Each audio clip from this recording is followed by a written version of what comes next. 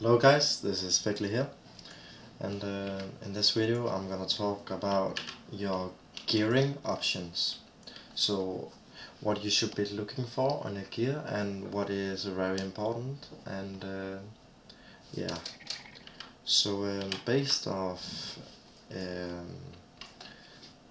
the cheap version of the build is you gonna buy a lot of core reins. Just buy like 10 core reins and 4 link them and Valop them. So if you get one with additional arrow, that would be very good. So a core rein with additional arrow is a must have, or else you need a quiver with additional arrow. But in this cheap version of the build, I'm using a quiver with fire leads on. This quiver has life, dual resist, dexterity and lightning damage. All those 5 stats is actually very important. The dexterity is a must have, the double resist is a must have, and the life is a must have. The lightning damage you can get on an amulet, but I also have that on my amulet to be sure that I will proc lightning on my explosive arrow for the elemental equilibrium. So that was the +1 core rein and the stats on a quiver, what you need. On a helmet you want at least 150 energy shield with at least 70 life and dual to trial resistance. Why the amount of energy shield is because we're using Eldritch Battery and we need a lot of base mana to sustain our explosive arrow and to sustain our Arctic armor. For our helm gloves we need gloves pure armor.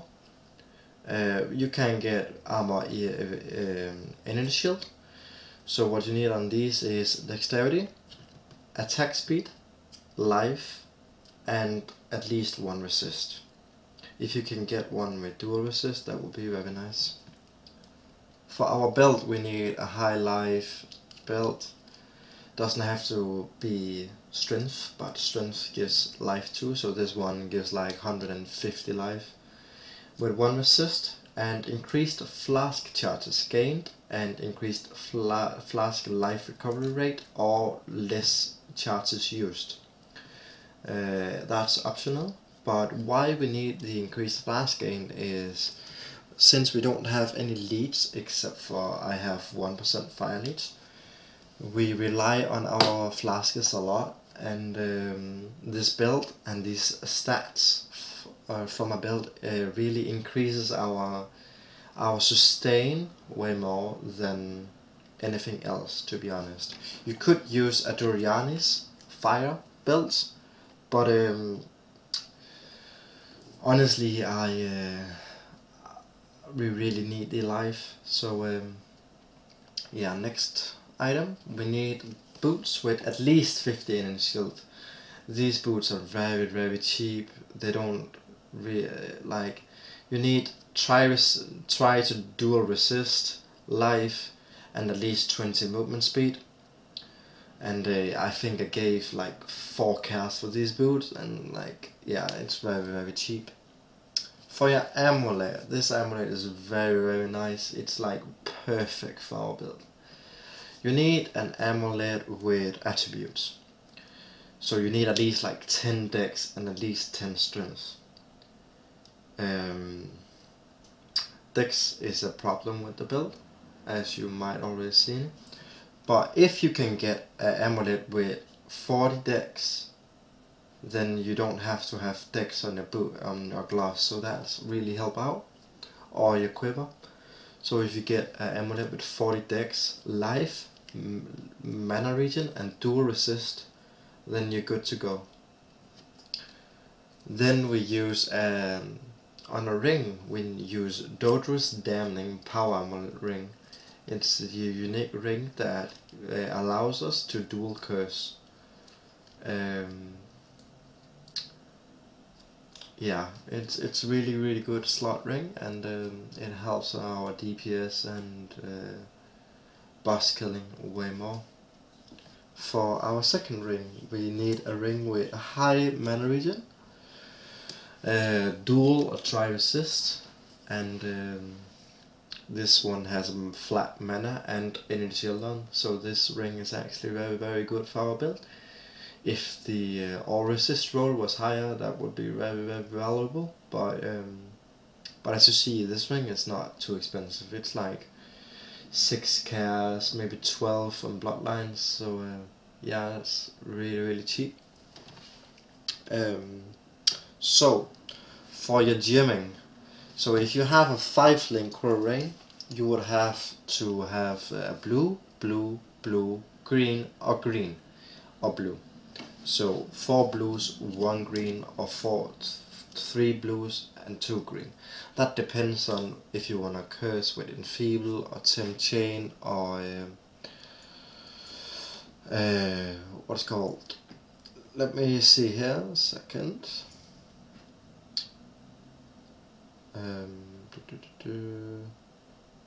Oh, so actually, never mind, that's my bad, sorry guys. So you would like to have 4 blues and 1 green. So you are better off doing it on the chest piece, and then get a Crow-Rain with 2 reds, 1 green and 2 blues. So you would just want to swap these out if you have a 5-link Crow-Rain. And if you have a 5-link Crow-Rain that's not additional arrow, then remember you need additional arrow on your quiver. The +1 additional arrow is a must-have. It really is, and that's one of the consequences of this build, that you really need that 1+ additional arrow. So this build is using Kargestjerk. And why Kargestjerk? Like, so this one was on Bloodlines, and I really didn't feel like buying a Cloak of Defiance for 5 exalts for a 5-link, so I bought a Kargestjerk for 2 exalts instead, just to make the build cheaper for you guys. Cloak of Defiance is a very nice upgrade for you guys, so if you have the money for Cloak of Defiance, then definitely do it.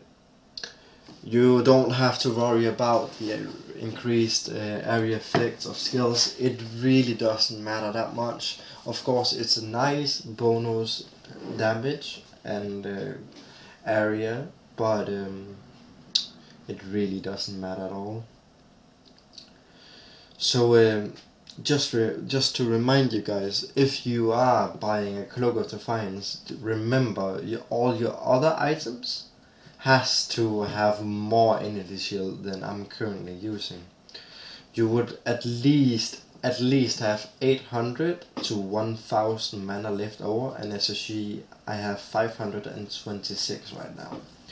But in the next level of this, on this one, I will grab this, and I will grab this, so that's 5 levels. And then I will go in here maybe and take these, or I would take these, or take these, just to get the more mana, the more energy shield and more mana, just to be able to run the Mind Over Matter way better. So so that's the thing. But for my links right now on this cheap version of the gear, I use Curse on Hit, Flame Ability, Elemental Weakness, and Tornado Shot. And why Tornado Shot? Well, I tried out Rain of Arrows, and it's probably better, but I'm too lazy to swap it out. I don't know why. I'm just too lazy. I don't even have a Rain of Arrow right now. So yeah.